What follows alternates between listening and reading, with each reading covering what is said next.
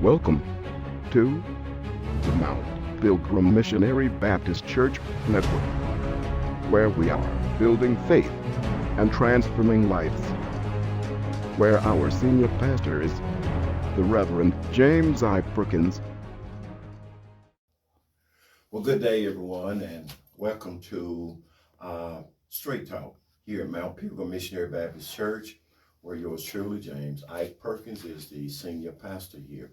And what we try to do here each Tuesday or each Thursday is reach out to the community and share some interesting news or share something that is going to benefit our families, our churches, our businesses, or however we need to do this and whatever the community needs. And we're just so blessed to have with me this morning Miss Angie Gragg.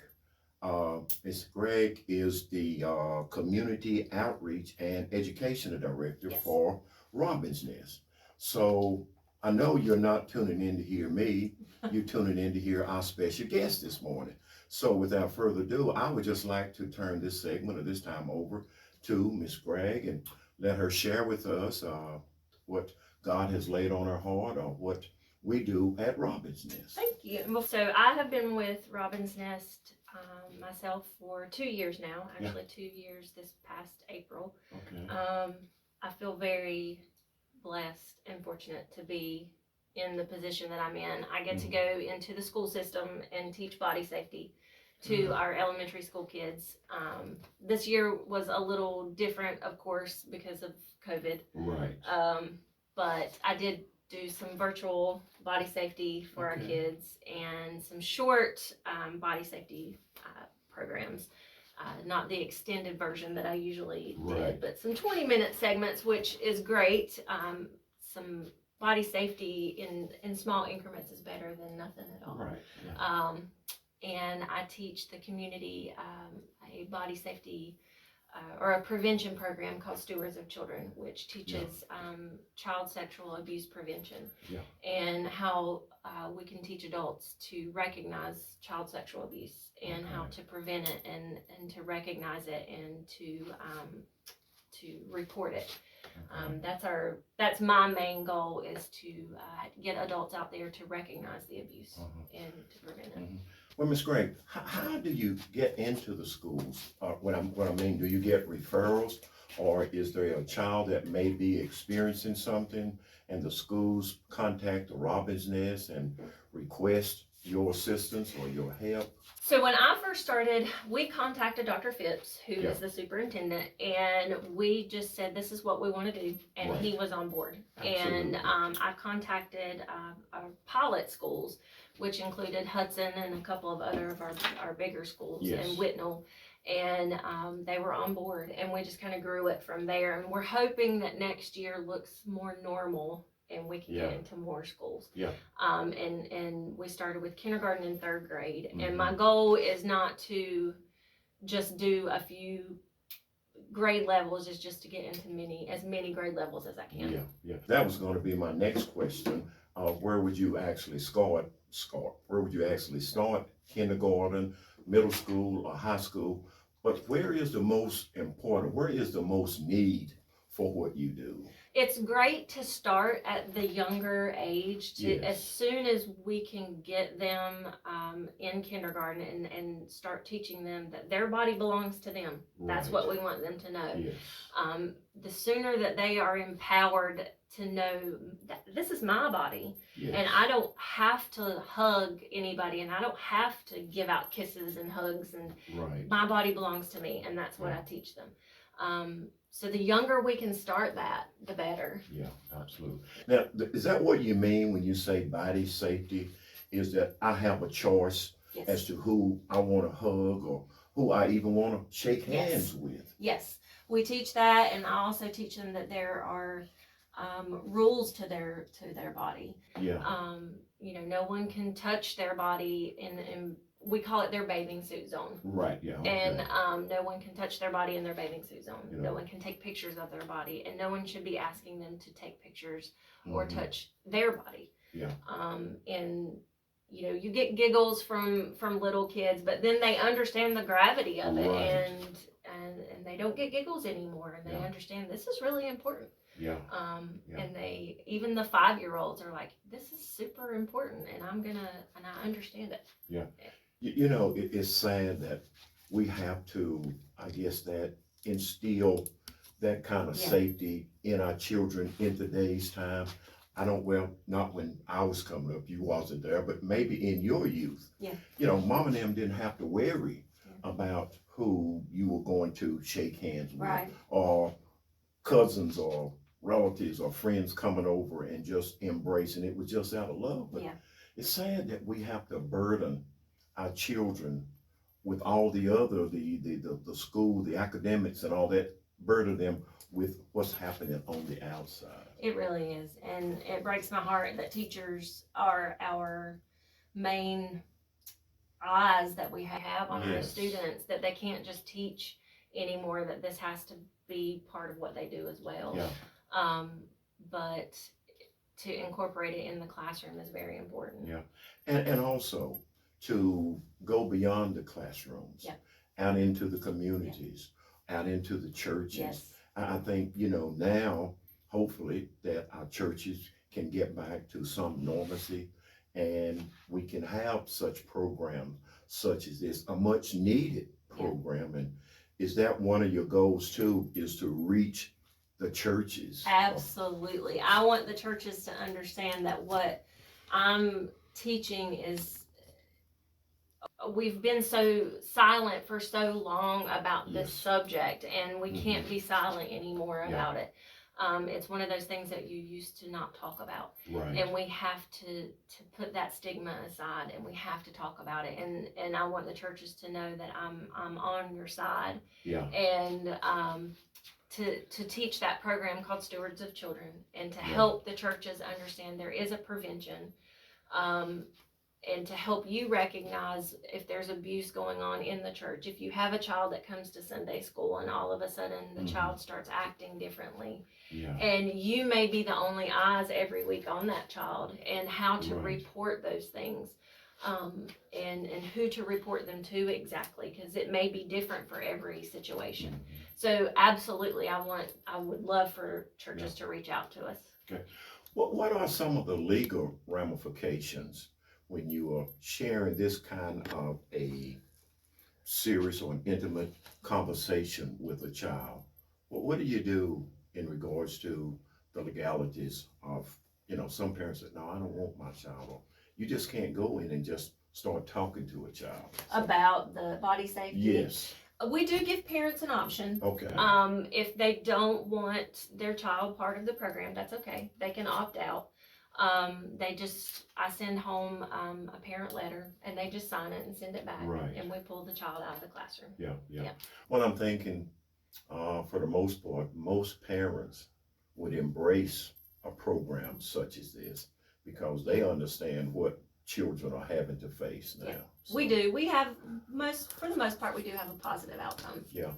And that's good, and it also encourages you a little more and a better, because if you've got parents that embrace this, and a superintendent of the schools that such as we have that embraces the protection of the children, because you know, Dr. Phipps, like I do, is all about the children. He's 100% on board. And that is good, and that's a good motivational too. Absolutely. Hey, look, we don't have to jump over hurdles to implement this, or jump over hurdles to talk to this. Dr. Phipps is on board with that, and that's good.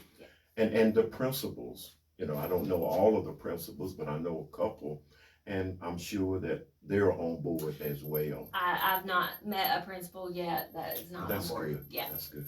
You know, Ms. Gragg, we live in a community or in a city where folks are mostly caring, loving, and are wanting to do the best that we can to make our environment, our city, the place we live good.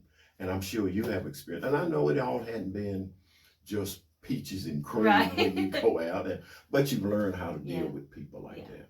And that's the good thing about it. Me being a pastor, it's not always that you're going to be accepted, or always you're going to be even understood. You know, a lot of people just don't understand. So, you know, I know that you wear many hats, but when you get out in the community, is that a different environment? I'm sure it may be, than going and sitting in a school. How do you prepare for a school setting versus coming into Mount Pilgrim on a Sunday afternoon or whatever and sharing what you do? When I go into the school setting, I tend to interact with children Yeah. better than I do adults. I don't want to say better. Better is probably not the right word.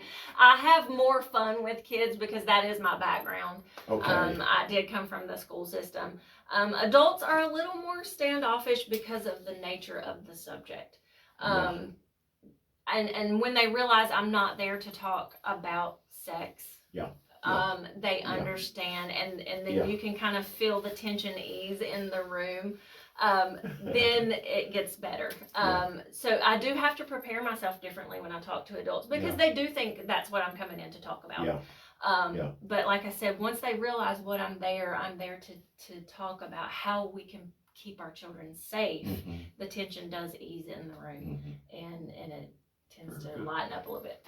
If we were to schedule an appointment here at Mount Pilgrim, how would I go about doing that? Because maybe we can be the beginning of other churches as well, but how would I go about scheduling Ms. Gragg to come out and talk about, what is it, stewards of children? You would just email me. It'd be agragg@robinsnestcac.org. Okay. And we would just set up a time to go over what the video entails and what I would work around your schedule. Right. So you wouldn't have to work around mine. Whatever your schedule looks like for your congregation, I would work around your schedule. And we would set up a time to view the video. It's free. The workbooks are free, and we would just work for you. Well, what is the time frame from beginning to the ending? I always say 2 hours. It's not quite 2 hours. But I do allot time for conversation. Because there's always some good conversation had. Absolutely. It's a video that delves deep into sexual abuse. There are sexual abuse survivors that tell their stories, and it hits differently for people, so there's some good conversation to be had. So I do say 2 hours, but it doesn't always take 2 hours. Right. Now, will you need to separate the age group? If I'm here at Mount Pilgrim and I have 5 adults and 3 middle schools and 3 infants, how would you handle that? Would you set off in groups? Well, stewards of children is recommended for 18 and older. Okay. And then if you wanted body safety for your Sunday school kids and wanted to set up a time for that, we could do body safety for your groups, and we could set up that as well. Okay. Now, is there resistance for adults more so than children? Because, you know, we get a certain age, we know it all. This lady's gonna come and tell me something I already know. Do you have much resistance from adults? We do until they watch the video. Oh, okay. And it's surprising, and you'll hear, I didn't know that, I didn't realize that. Okay. One statistic is 90% of the victims know their abuser. Right. And a lot of people don't know that. It's not stranger danger. It's not the person around the corner that you didn't know. It's the person down the street that you know very well. And a lot of people don't realize that. So, Is it hard for a child, when you're discussing with them, to call the person's name, or do you ask them, do you know who your abuser is? I actually do forensic interviews with our kids. So I sit in and I'll interview our children who have been abused, and I have not found yet that it is hard for them. When they are ready to tell their story, they will tell you who their abuser is.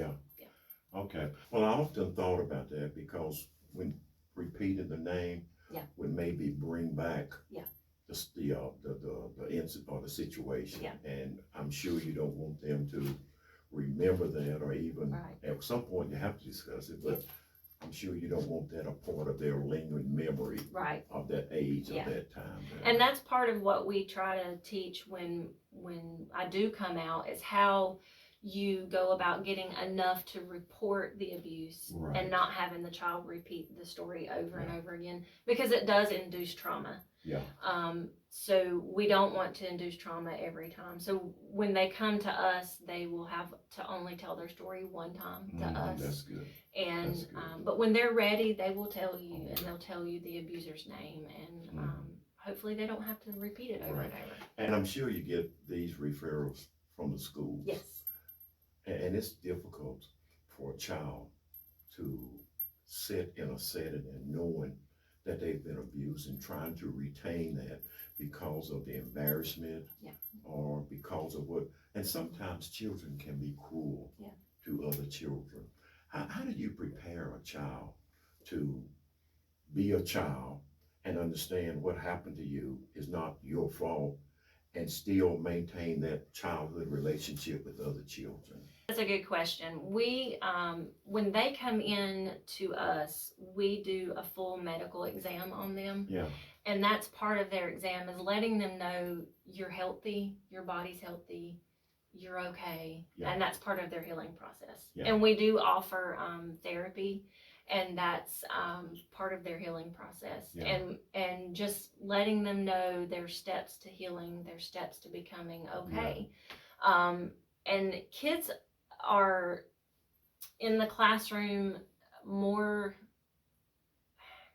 accepting and more loving than adults can be. And I've often seen it when I go into the classroom, the hugging and the acceptance in a classroom, especially the younger children. So it's as they get older and become adults that we see them often pull back. But yes, we start that healing process when they come in. Okay. Is there a percentage of male, female, or which one is maybe abused the most? So 1 in 4 females and 1 in 6 males. So it's pretty close there. Yeah.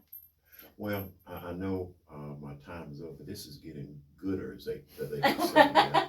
But what happens to the person that inflicted this upon a child? And that's a long process. It just depends on the allegations. It depends on so many factors. Yeah. We always don't know the outcome, and that's part of something that we tell the child. I can't promise you what's going to happen, but it can be a very long process. Yeah. And sometimes our judiciary system does not always match the crime. Right. And that's hard. I've heard policemen say the same thing. Yeah. You arrest somebody for drugs or doing things, and then they get to court. Yeah. And the system lets them off, or the system is lenient to them. Yeah. And I'm sure you have experienced that. Oh, It's got to be frustrating. It's very frustrating, but we do like opening up the paper and seeing the bad guy in the paper. I bet so. That makes our day. That's good. That's good. As I said, I could go on and on and on, and I'm sure you can. I can sense the passion I love my job. that you exhibit, in this conversation, and it's good to have. You must. I think that is a major ingredient in our vocation, that you must have a passion. Yes.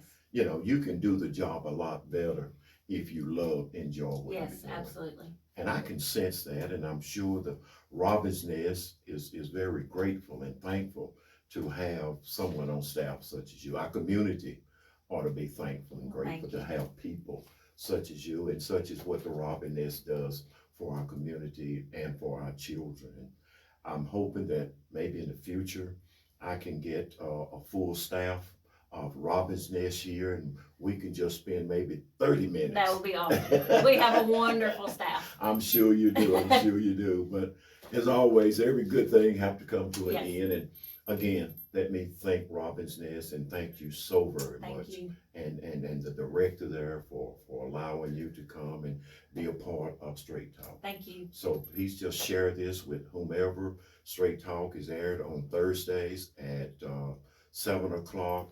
Mount Pilgrim, help me. Mount Pilgrim Baptist, Lenoir. Mount Pilgrim Baptist. No, Mount Pilgrim, Lenoir, North Carolina. I'm sorry. Mount Pilgrim, Lenoir, North Carolina. So please just share this with our people, and hope that everyone can join in. So again, thank you so very much. Thank you for tuning in to another exciting segment of Straight Talk, where we get straight to the questions and answers that you would like to ask some of the leading people in Caldwell County. We look forward to bringing you podcasts that make an impact in our communities. So tune in every Thursday at 7 o'clock, where we will bring you Straight Talk. We want to keep you informed on activities that are going on within our communities. Be blessed. We will see you next week.